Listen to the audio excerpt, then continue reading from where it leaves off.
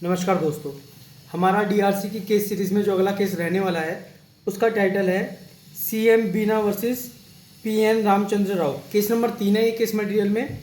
इसमें जो अपेलेंट है वो टेनेंट था और जो रेस्पोंडेंट है वो लैंडलॉर्ड था। बेसिकली ये जो केस बेस्ड है ये हमारा section 105 transfer of property act का और सेक्शन 52 ईजमेंट एक्ट का, इन दोनों के बीच में डिफरेंसेस की बात करता है। सुप्रीम कोर्ट को यही कंसिडर करना था, उनके सामने जो इशू था कि लेसी है या लाइसेंसी है।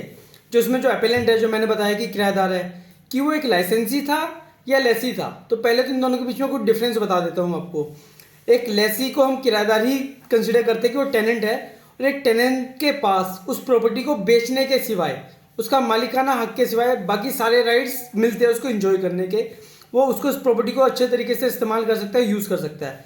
मगर ये सारे राइट्स एक लाइसेंसी के पास नहीं होते। और दूसरा, अगर एक टेनेंट अगर उसकी मौत भी हो जाती है तो उसके बाद उसकी जो आगे वाली जनरेशन है ये सारे राइट्स उसके पास ट्रांसफ़र कर दिए जाते हैं, मगर ऐसा लाइसेंसी के केस में नहीं होता। तो इस केस में हुआ क्या था, जो अपेलेंट और रेस्पोंडेंट है इनके बीच में एक एग्रीमेंट बना था। उस एग्रीमेंट के जब क्लोजेस को एक एक करके पढ़ा गया तो उसमें वर्ड्स का जो इस्तेमाल किया जा रहा था, लाइसेंसी, लाइसेंस, ये सभी किया जा रहा था बार बार।